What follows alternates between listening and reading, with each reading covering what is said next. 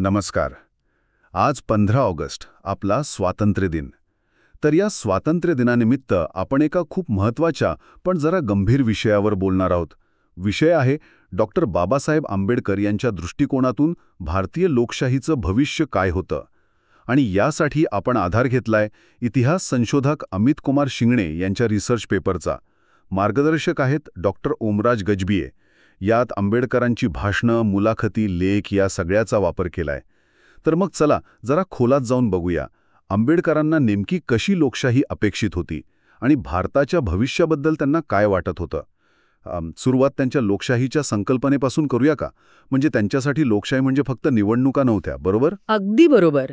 म्हणजे आंबेडकरांसाठी लोकशाही म्हणजे केवळ मतदानाचा हक्क मिळणं किंवा काय म्हणतात त्याला, सरकार निवडण्याची प्रक्रिया एवढंच नव्हतं. त्यांच्या मते ती एक अशी सामाजिक आणि शासन व्यवस्था हवी होती जिथे लोकांच्या सामाजिक आणि आर्थिक आयुष्यात मोठे बदल घडवता येतील. म्हणजे क्रांतिकारक बदल. हो, क्रांतिकारक बदल.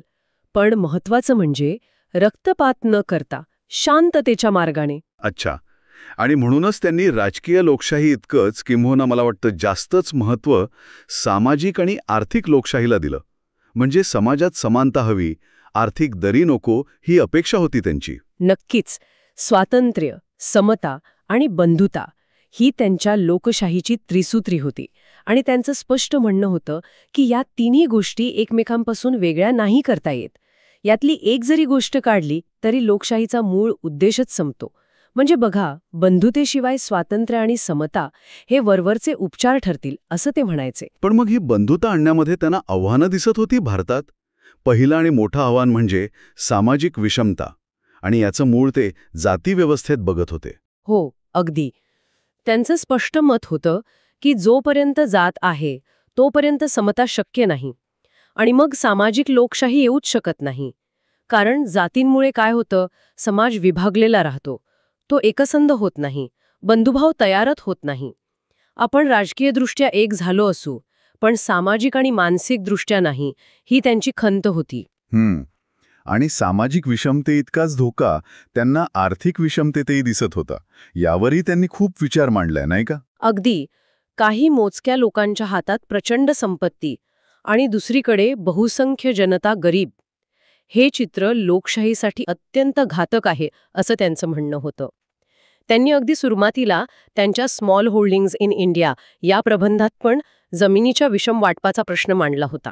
म्हणजे त्यांना भीती होती की ही आर्थिक दरी राजकीय लोकशाहीला संपवून टाकेल. बरोबर, ती राजकीय लोकशाहीच गिळंकृत करेल. आणि इथेच मला वाटतं आंबेडकरांचा एक खूप महत्त्वाचा इशारा आहे, तो म्हणजे आपल्या समाजातली भक्ती किंवा व्यक्तिपूजा.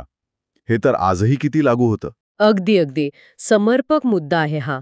धर्मात भक्ती केली तर कदाचित मोक्ष मिळेलही, पण राजकारणातली भक्ती किंवा नेत्याची अंधपूजा ही सरळ सरळ अधोगतीकडे आणि हुकुमशाहीकडे नेते, असं त्यांचं ठाम मत होतं.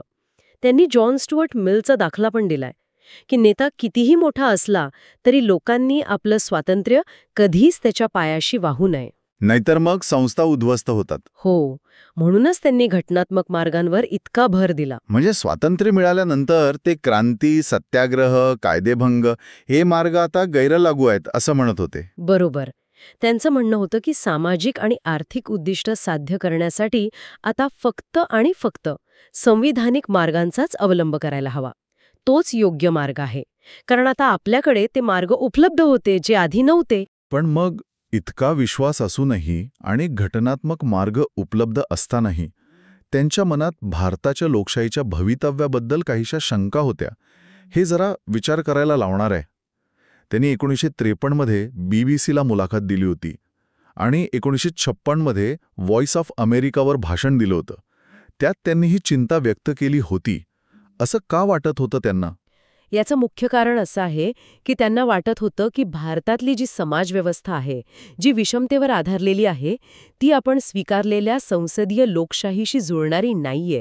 म्हणजे यात एक मोठा विरोधाभास आहे. आणि ही व्यवस्था बदलायला, म्हणजे मनापासून बदलायला कोणी तयार नाहीये. जातीपातींमुळे समाज इतका विभागलेला आहे की निवडणुकांमध्ये सुद्धा तीच गणितं चालतात. त्यामुळे वरवर जरी संसदीय प्रणाली दिसत असली तरी ती खरी लोकशाही नाहीये. शिक्षणसुद्धा ज्यांना खरंच गरज आहे त्यांच्यापर्यंत पोचत नाहीये. आणि काही लोक याचा फायदा घेऊन जाती व्यवस्था अजून घट्ट करत आहेत, अशी त्यांची एक प्रकारची चिंता होती. म्हणजे त्यांनी BBC मुलाखतीत तर लोकशाहीला पर्याय म्हणून साम्यवादाचा पण उल्लेख केला होता.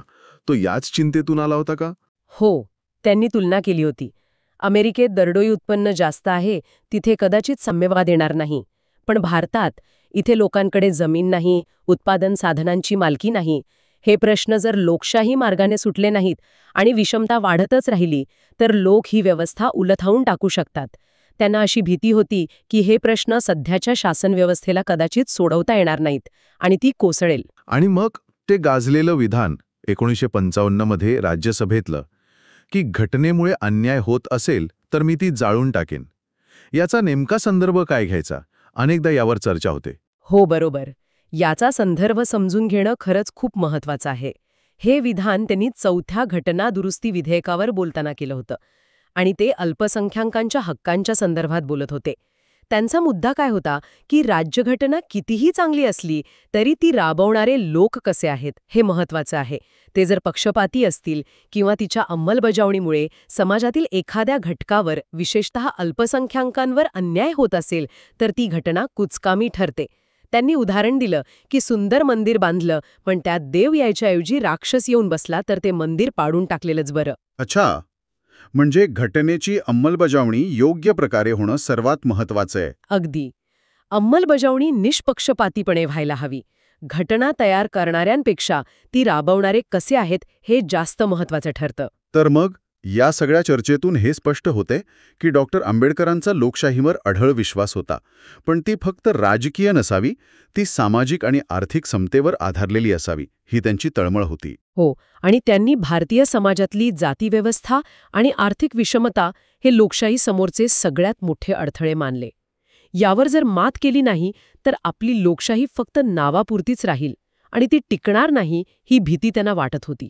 त्यांचे हे विचार आजही तितकेच महत्वाचे वाटतात. पुन्हा एकदा सांगतो, ही चर्चा इतिहास संशोधक अमित कुमार शिंगणे यांच्या रिसर्च पेपरवर आधारित होती आणि मार्गदर्शक होते डॉक्टर ओमराज गजबिये. आणि जाता जाता एक विचार करण्यासारखा प्रश्न नक्कीच आहे.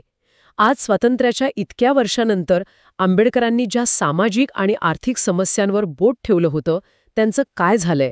त्या कितपत सुटल्या आहेत की त्यांची चिंता आजही तशीच लागू आहे? खरंय, यावर प्रत्येकाने विचार करायला हवा.